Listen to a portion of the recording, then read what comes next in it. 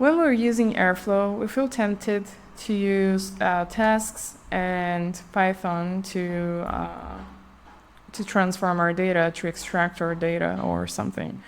But that's not the best way to go, and because Airflow is mainly a scheduler and it should be scheduling dbt jobs or AWS Glue jobs or Kubernetes. Airflow is not an engine, and I'm going to explain why. I'm a data engineer. You can check my LinkedIn. I was responsible for data platforms in startups, consulting companies, and product companies. And I've been working with Airflow for 4 years now in those scenarios, and I made a lot of mistakes and I want to repeat them.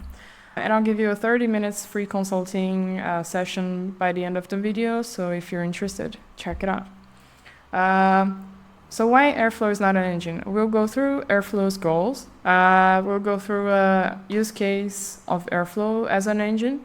We'll go through Airflow's architecture and why it doesn't work as an engine, a possible solution for that use case, and I'll talk a bit about the free consulting. Airflow goals. When we open Airflow's webpage, it states that it's a platform created by the community to programmatically author or create the DAGs to schedule and monitor workflows. The goal is to schedule and monitor workflows. The goal is to have your DAGs running at a certain time or a certain schedule, and that you'll be able to monitor that via logs or other features that Airflow provides.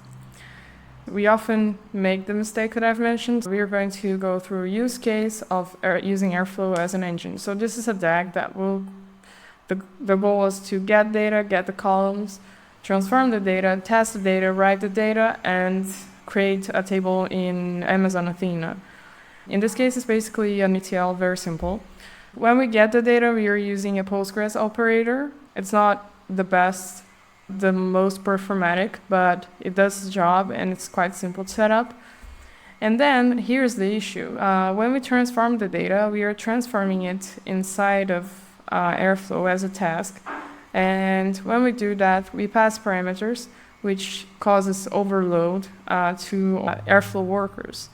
For the test and write data, we are passing big parameters, which mean big tables that we are using data frames, pandas data frames here. So we are passing those parameters, and then we are testing the data and then writing the data. And we are causing another overload here when writing the data, because when we write the data, it costs a bit more of computing as well.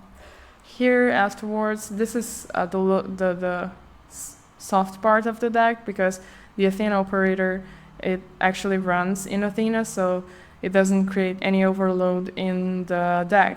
So you can see that why it's problematic so far. We have a lot of code running inside of the worker, and that's why we're going to go over our flow architecture very briefly. So when a DAG, we have our DAG directory, and here's where our DAGs lay.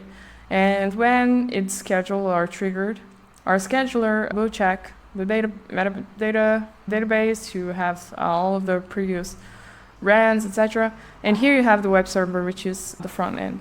The scheduler will assign the work to a worker. And the worker here, the goal is to schedule and monitor the DAG and not run huge transformation, handle a lot of data. And that's why it causes the workers to overload. In the case of AWS's deployment of Airflow, you have a default timeout and error caused by the infrastructure when you try to run a lot of code inside of the workers. And when you have an overload of the workers, meaning they are all occupied by running the code, you're not able to use the tool to schedule other DAGs, which is basically the goal. All of your DAGs remain paused or waiting. And if you want, a side note, if you want a deep dive on Airflow's infrastructure, comment and I'll do a video about it. So in this case, instead of running all of those steps inside of a DAG, I ended up creating a script that I run now in AWS Glue as a Glue job, and we trigger it in Airflow. So you have Glue job operator, and then you pass the script, which is in a bucket, and you pass the parameters necessary. Also, if you are interested in knowing more about those parameters, let me know. So summarizing, Airflow may present many problems if used as an engine, and I would highly recommend using other engines because it will make your pipelines run more smoothly, such as AWS Glue, dbt, or running a job in Kubernetes. I'm talking about my experience, and I would not do that again. I would definitely keep running the code to extract, transform, and load my data in other engines, not trying to make Airflow as an engine. And if you like the content and you want a 30-minute free consulting, check out the description because I have there the Calendly. You can just schedule the call or reach out in our email or send a message in our website. And thank you for your time.